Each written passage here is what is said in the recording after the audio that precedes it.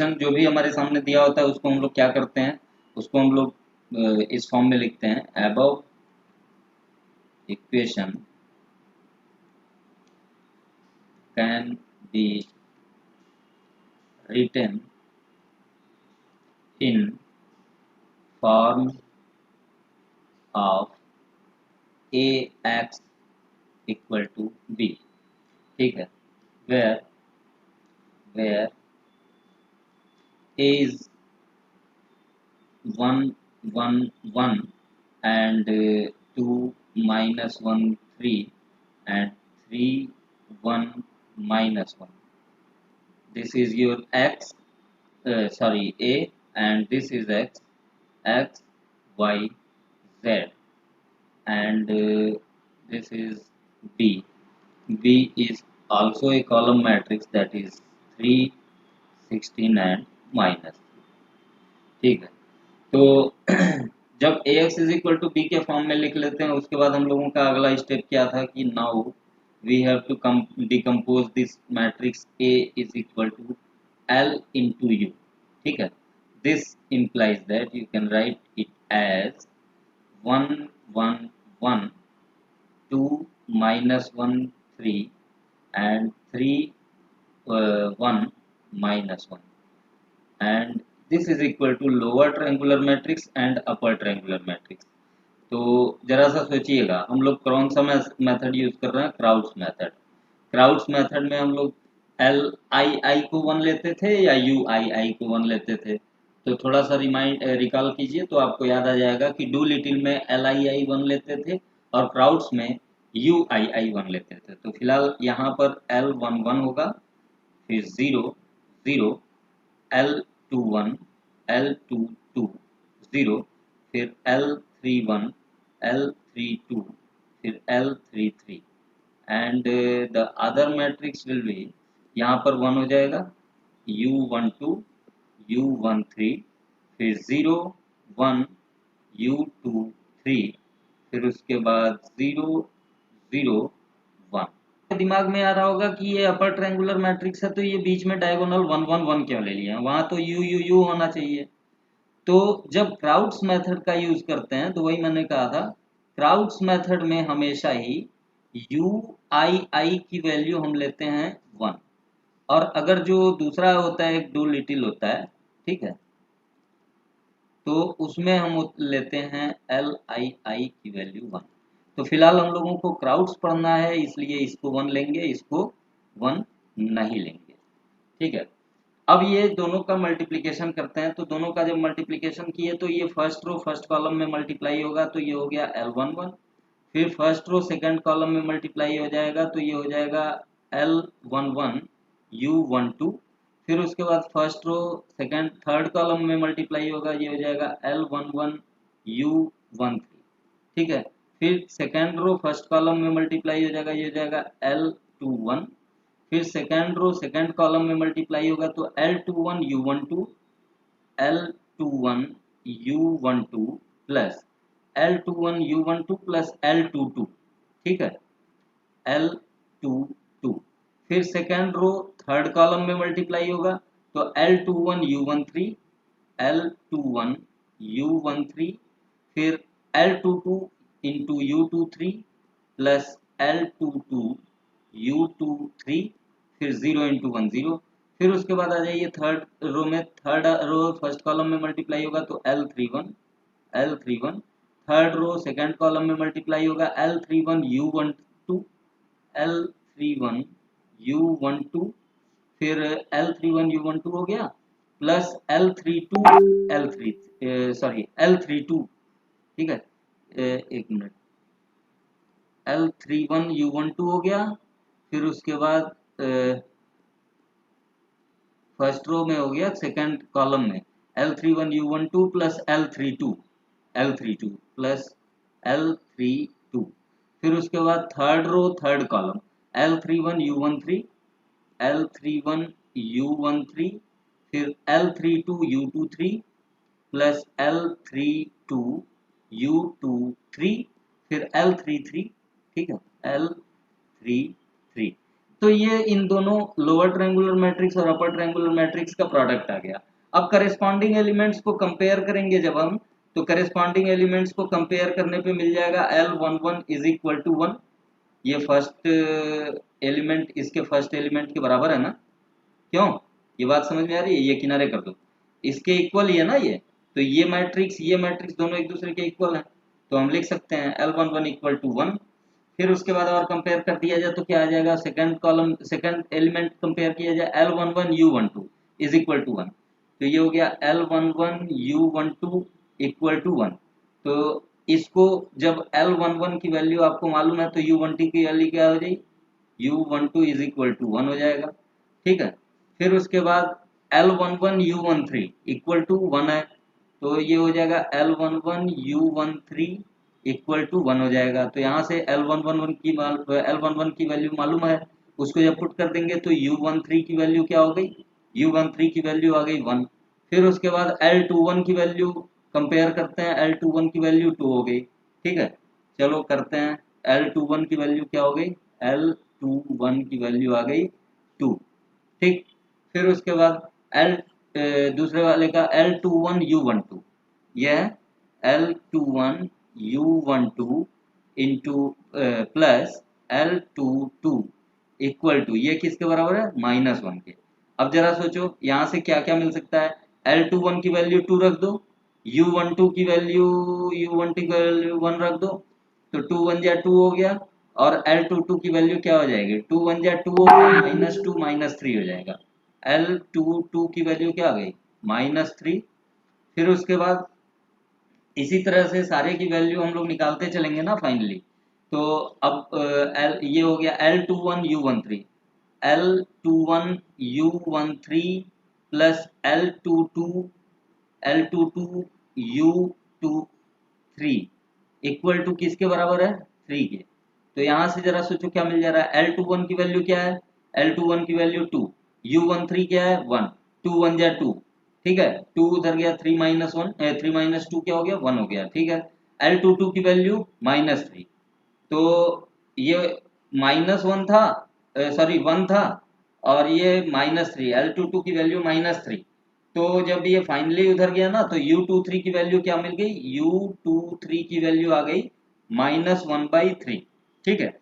तो अब आगे आप लोग जरा सा कर लेना, ठीक है, सिंप्लीफाई। तो हम वैल्यू लिख देता हूं मैं L31 इक्वल टू, या ऐसे कर लेना, अगली स्लाइड में मैं लिखता हूँ सारी वैल्यू। तो फाइनली ये जो वैल्यूज आई हैं वो L11 की वैल्यू 1 है, U12 की वैल्यू 1 है, U13 की वैल्यू क्या है 1 है, L21 की वैल्यू 2 है। फिर उसके बाद L22 की वैल्यू आपकी आई है -3, और फिर उसके बाद U23 की वैल्यू आई है कितनी, -1/3। फिर उसके बाद L31 L31 L31 की वैल्यू आई है आपकी 3। फिर उसके बाद L32 की वैल्यू क्या आई है -2, और L33 की वैल्यू आई है -14/3। फाइनली हम लोगों को क्या मिल गया, वी गेट A इज, चलो लिख देता हूँ इसे ऐसे, A is equal to L into U, this is equal to L और U में डिकम्पोज जब हम किए तो L11 की वैल्यू 1 है, फिर उसके बाद ये तो था 0 0, फिर उसके बाद L21 की वैल्यू क्या है 2, ये 2 है, और ये L22 की वैल्यू -3, और फिर उसके बाद ये 0, और फिर ये L31 is what, L31 is 3, फिर L32 कितना है -2, L33 कितना है -14/3, और फिर उसके बाद ये तो L है, और इंटू U वाला भी लिख लेते हैं, तो ये तो 1 था, U12 कितना था, U12 कितना आया 1, U13 कितना है, U13 1 है, वो 13 ठीक है, ऑलराइट। तो ये हो गया, फिर उसके बाद ये वैल्यू तो 0 थी, ये 1 थी, और ये आपकी 23 की वैल्यू -1/3 है, ये 0 है U31 U31 U32 भी 0 है, u33 की वैल्यू 1 थी, ठीक है। तो फाइनली ये हमें मिल गया। Now the system can be system is reduced now.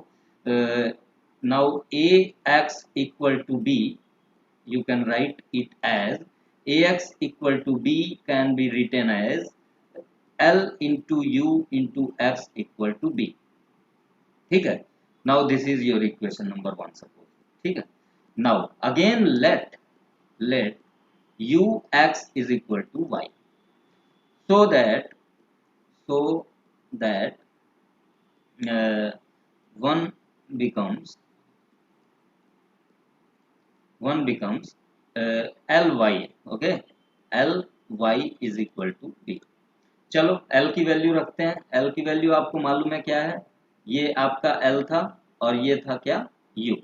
तो l क्या है 1 0 0 2 -3 0 और ये हो गया 3 -2 -14/3, ये हो गया l। और y की वैल्यू रख लेते हैं। अब y की वैल्यू हम क्या जानते हैं, where y is equal to, आप लिख लीजिए कॉलम मैट्रिक्स है, y1 है, y2 है और y3 है, ठीक है। तो हाँ ध्यान में रखिएगा। चलिए तो फिर इसको रखते हैं, y1 हो गया, y2 हो गया और ये y3 हो गया। और ये आपका किसके coefficient matrix sorry constant terms के बराबर है। तो जो था आपका b जो था वो 3 था और 16 था और -3 था, ठीक है।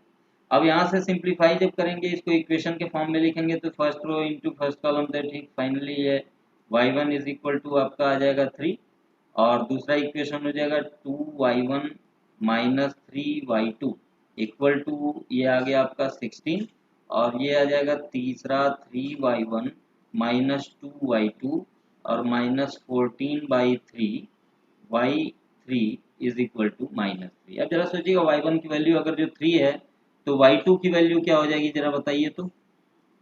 y1 की वैल्यू 3 है तो 3 2 जा 6, उधर गया 10 - 6 4 हो गया, ठीक है। तो क्या आ गया फाइनली, y2 की वैल्यू क्या आ गई, -10/3 आ रही है,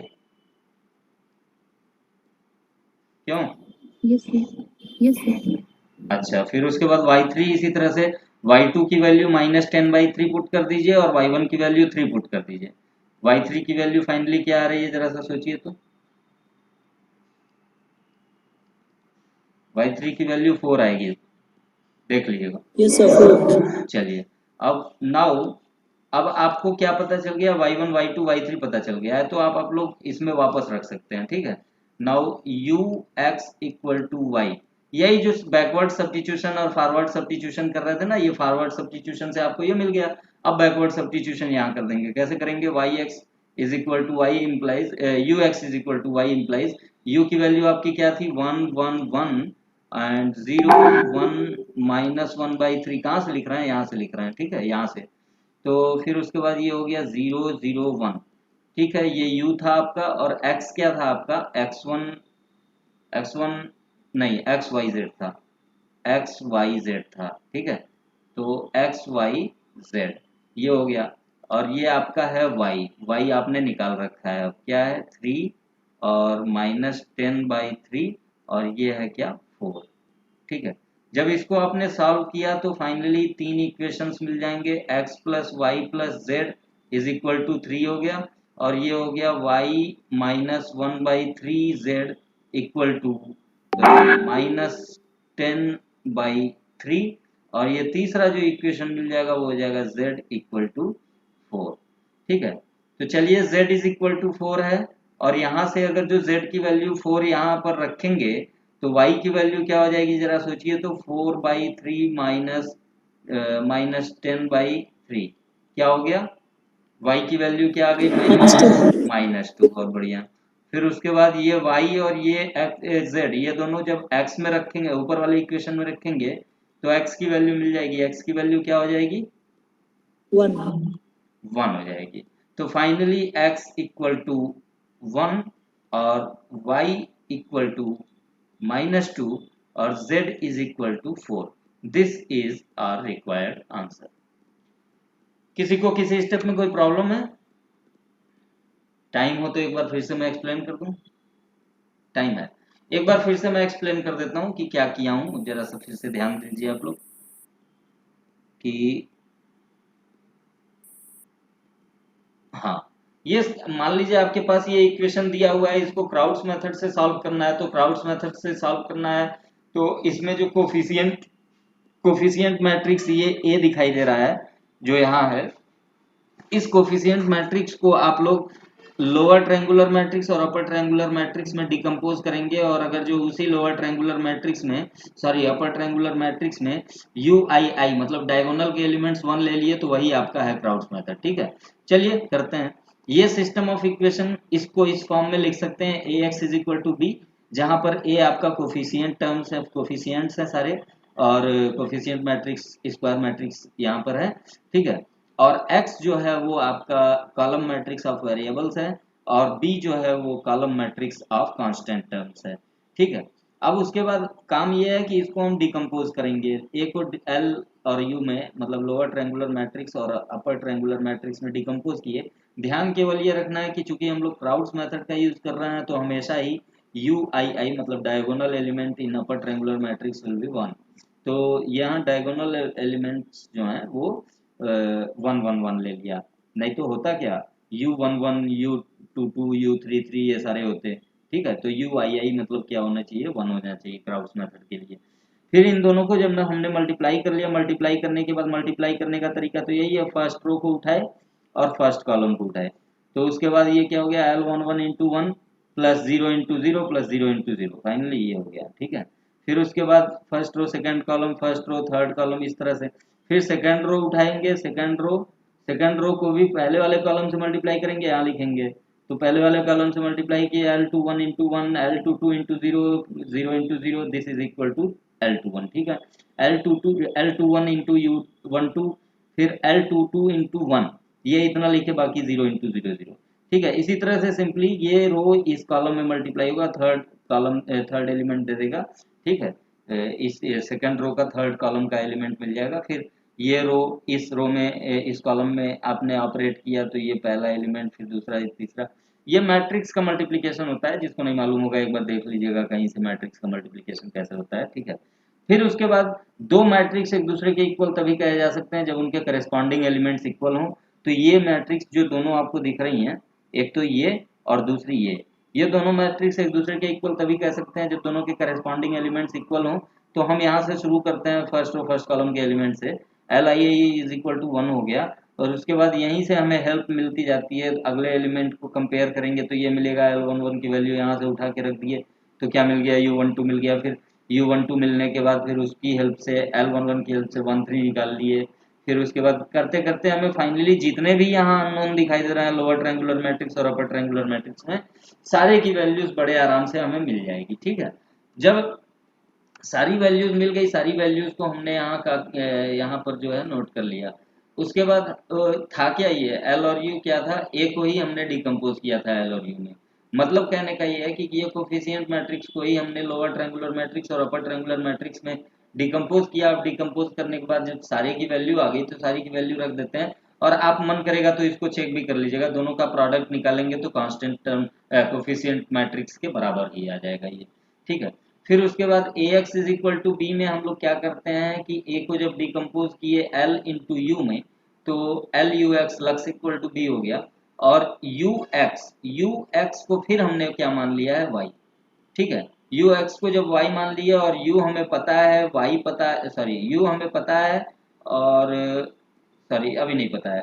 ठीक है, यू एक्स को जब हमने वाई मान लिया तो L y equal to b हो जाएगा। ठीक है, L y is equal to b हो जाएगा इक्वेशन 1। अब इसमें एल पता है और बी पता है तो बी तो वाई तो निकल ही जाएगा, वाई पता चल जाएगा। ठीक है, वही हमने किया, वाई को निकाल लिया है। ठीक है, वाई को यहाँ से कैलकुलेट करके हमने निकाल लिया है, कुछ और नहीं किया। एल की वैल्यू रख दी है, वाई बी की वैल्यू रख दी है, एल की वैल्यू रख दी है, बी की वैल्यू रख दी है। सिंप्लीफाई करेंगे, वाई की वैल्यू मतलब y1 y2 y3 निकलेगी। और जब ये निकल आई तो फिर उसके बाद U x is equal to y में हमने पुट किया यू की वैल्यू, ये ट्रायंगुलर मैट्रिक्स रख दिया। फिर उसके बाद एक्स हमारा जो था वही है, वाई की वैल्यू जो हमने निकाला है वो रख दिया। फाइनली इसको भी सिंप्लीफाई करके हमें वाई की वैल्यू मिल गई। ठीक है, तो क्लियर हो गया। अब चलिए आगे